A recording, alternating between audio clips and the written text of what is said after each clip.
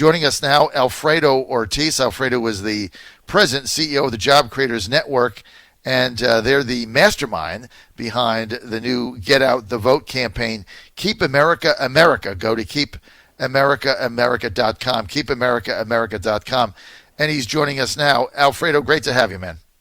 Hey, John, good morning again. Love having you first thing in the morning. Nothing like John Fredericks at 6:30 in the morning. I know we get to really roll now. I got to tell you a couple things I want to start with. I know you watched the town hall last night. I thought that was vintage Trump at his best. I think he's back. He defended, I thought, his record and explained it with conviction, passion, grace, and clarity. I was amazed at how well he did. And I think he's back. And I think that's a sign of a winner. I think he sees things turning in his favor, and he knows he has the issues, and all he has to do is talk to the American people. When he talks to people, and not when he's in those stupid press conferences with those fake news people, but when he talks to the American people, I think he really resonated last night. What say you? Yeah, no, I completely agree, John. I mean, I think especially when you look the contrasting press conference of Joe Biden reading his teleprompter. I mean, things can't be more obviously bad for Joe when it comes to these kinds of press conferences. No wonder they kept him in the basement as long as they could.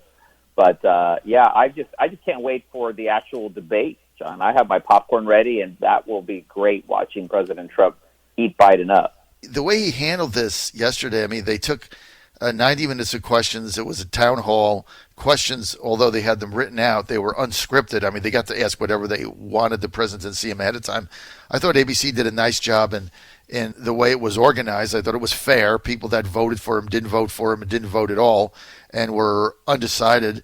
There was a good mix there. Questions where I thought all of them were legitimate. And but what about the way he just batted Stephanopoulos around? I mean, at the end of this thing, I guess Stephanopoulos thought like he would be the arbitrator of the truth, and he would do the gotcha questions, and there'd be a soundbite. He got killed last night. I mean, Trump just batted him down. Stephanopoulos at the end of the final 30 minutes basically became the timekeeper for the ad commercials. Well, look, I mean, President Trump knows how to do it. I mean, it's he knows how to handle the press.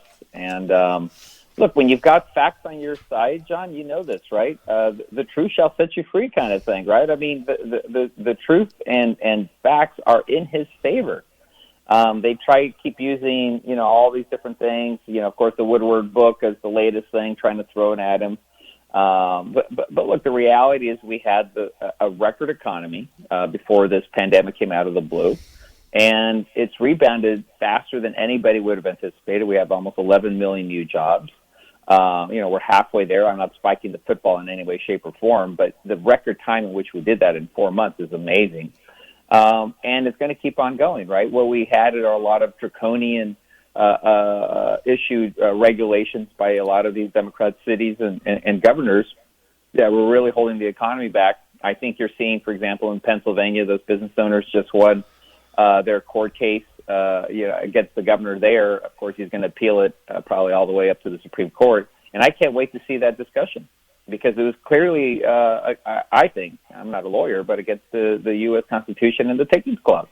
As it stands now, all of the lockdowns in Pennsylvania, whatever the governor did, is out, right? That's out as of now. They have to appeal it and get it back.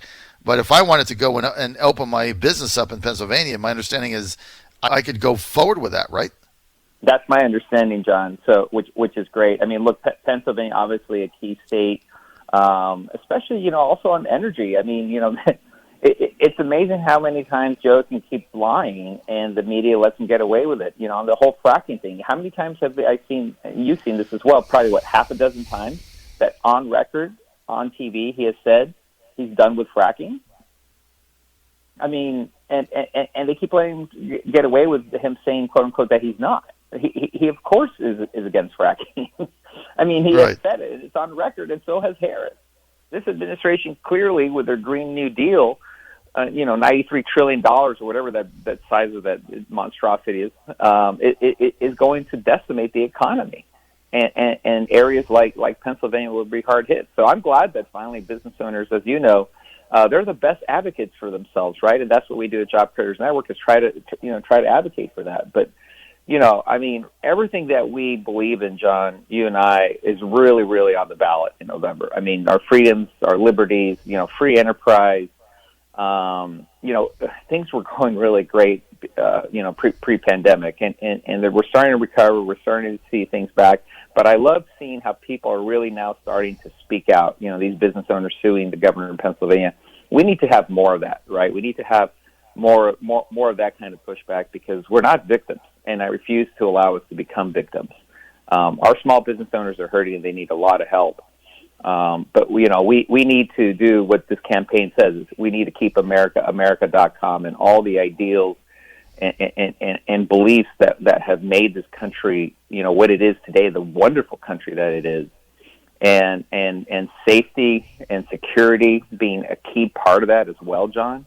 I mean, nobody believes in our men and women in blue more than President Trump does. And those 850,000 hardworking policemen that are out there, and women, we should be praying for them every single morning, because they leave their homes, they kiss their families, and in many cases they don't know if they're going to come back.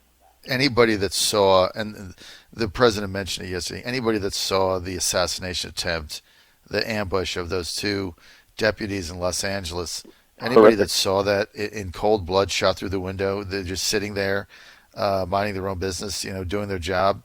And then the videos with people cheering and dancing and celebrating an assassination, and then blocking the entrance to the emergency room as they're bleeding out to death, and then blocking the exit so doctors couldn't get in or out.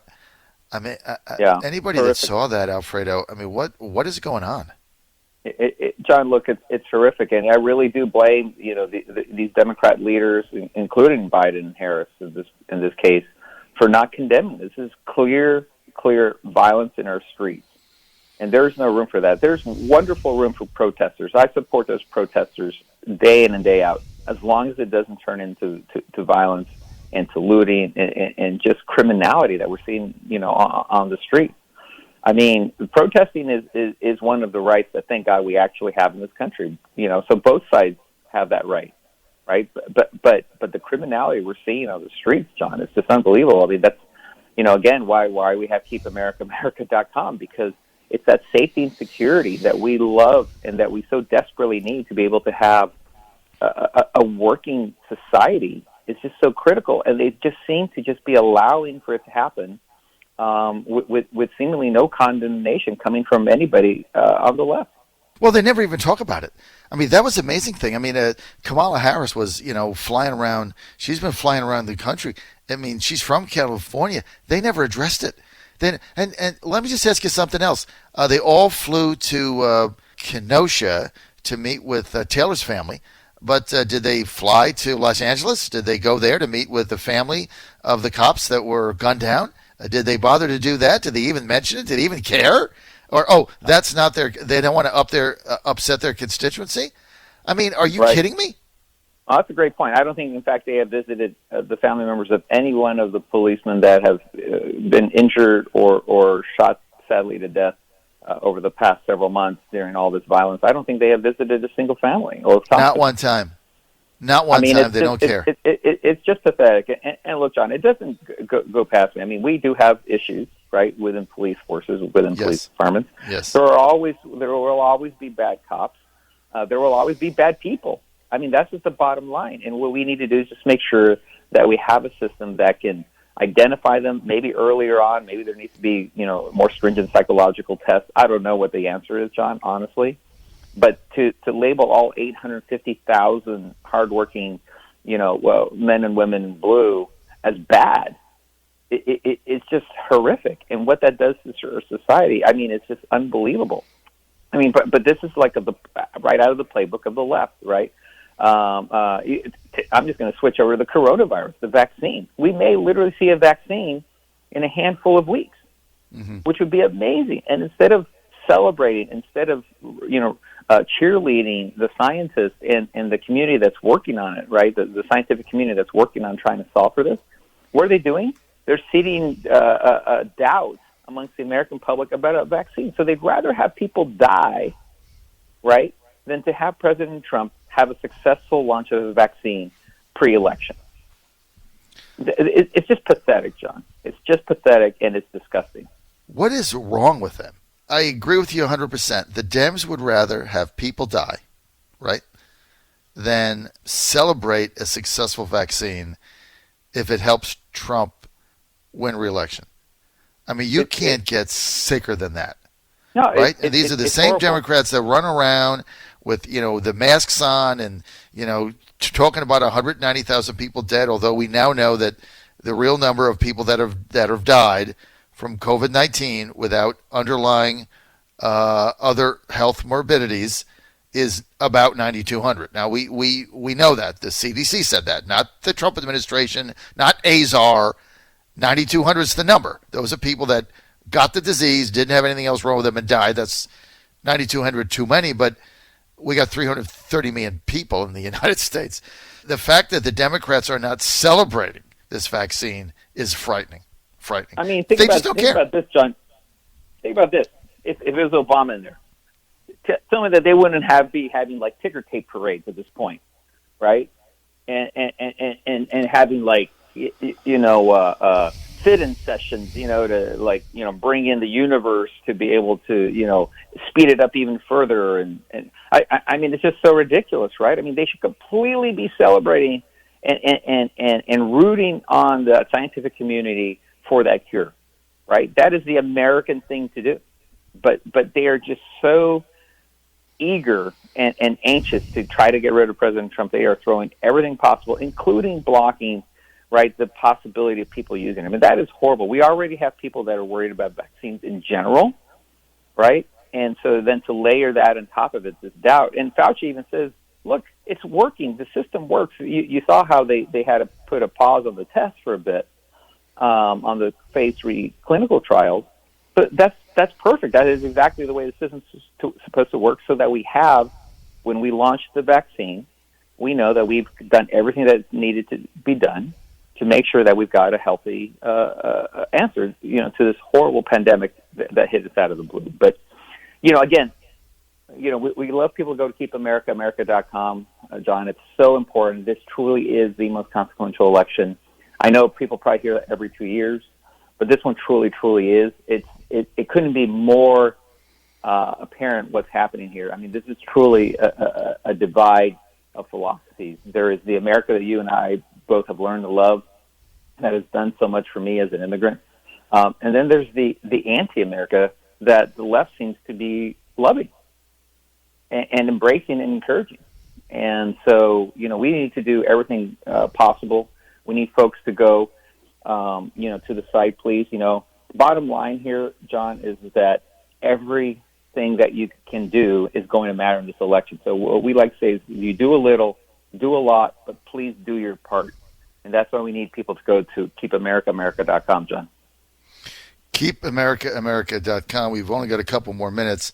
I think I already lost one dinner to you on Biden-Sanders. Now I've got another one. I'm going to throw the towel in already. I never thought that Trump would get 41% of the Hispanic vote, which you told me he would in February, right? Yep. That's what that's February. It's now what, September? That's 6 months ago. 7 months ago, you told me this. He's at 41% now in 3 major polls. He's already at 41%. There's a lot of people saying that he could get 50% nationally and 55% in Florida. What is going on? He's already at 50%. That's right, in Florida, which is fantastic. I'm not sure if you had a chance to see Biden's horrific display again. Celebrating National Hispanic Heritage Month, and just the obvious pandering that he did there. But it's not going to help. Hispanics have figured this out. The best president so far for Hispanics, frankly, for their income, for their wealth, has been President Trump. Right. Just before the pandemic, right, we had the lowest unemployment amongst Hispanics, highest wage growth, home ownership.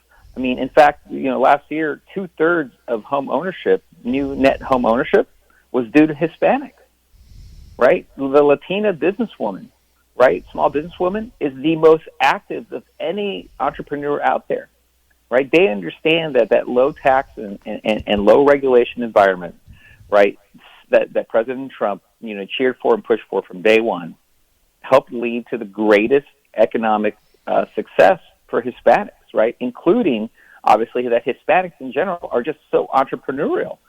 So not to mention, the other elements of social values that line up so well with the Republican Party.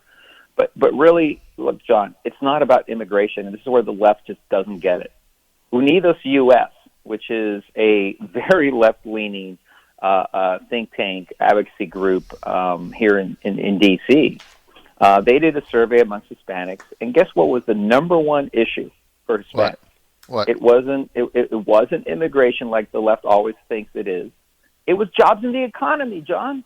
Unbelievable. Jobs in the economy. And guess what? President Trump showed what he could do. People understand that this was a pandemic. They're not blaming him for the pandemic. And they're saying, you know what? We trust this guy to get us out of this because we were already there. And we've seen the recovery. Like I said, we're halfway there, which is still amazing that we recovered half of that in just 4 months. Stephanopoulos tried to criticize the president on that, and he just looked at him. He's like, we just had the worst pandemic in the nation's history. We lost 20 million jobs. I got half of them back in 3 months. Like, what? You expect they're all going to come back tomorrow? Like, what is the matter with you? He didn't say that, but that was the incredulous position he took. I know we got to take off and you're in a hurry, so just bail when you ever want. But I just got to ask you one more question. With the tremendous support that the president is getting from the Hispanic community, do you really see this translating into November? I mean, sometimes you see polls, they're good, they're bad. Sometimes we believe and we don't. Do you really believe that 50% of Hispanics are going to actually vote for Trump in November? Look, my call is 41 to 43%. Right. I love seeing the 50% number. I hope it does become 55%. Between here and November 3rd, there's always a lot of time, a lot of panics. They're working. I don't know what will happen on that specific day. The 50% number would be amazing. I would love to see that. I'm still sitting with my 41 to 43%. 41 to number. 43. Final thing. One thing I didn't think the president was at his best last night was we still don't have a healthcare plan. What's going on with the Job Creators Network Healthcare for You plan? Where is that? And then we'll take off. Yeah, we've been having conversations as recently as yesterday with all the people in the right places, working the coalition as much as we can. And I think what we're going to see coming out of the White House and out of the president, I think it's going to be great. I think he's focused on the right policies.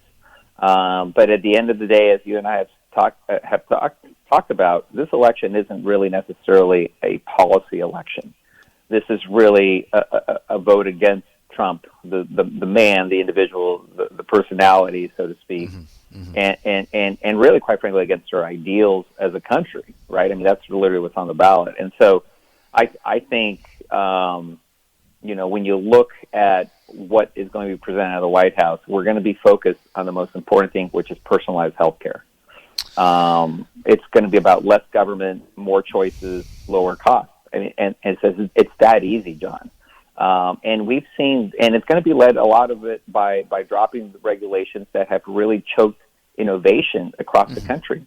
I mean, in those states, John, where governors have pushed the envelope on dealing with Obamacare and its regulations and have allowed innovation to thrive in their states. Right. You've seen that innovation drives to more choices, which has dropped healthcare costs in their states. Right. And so the laboratory, the models are out there, and we just need to make sure that the rest of the country understands that. And I think, the idea of healthcare for you and the policies and the principles, again, which represent basically, like I said, personalized healthcare, allowing people to have more choices, again, lower cost, better care. I think it's literally going to be what you're going to see coming out of the White House. And I'm very excited, in any way to have, been part of it, whatever comes out.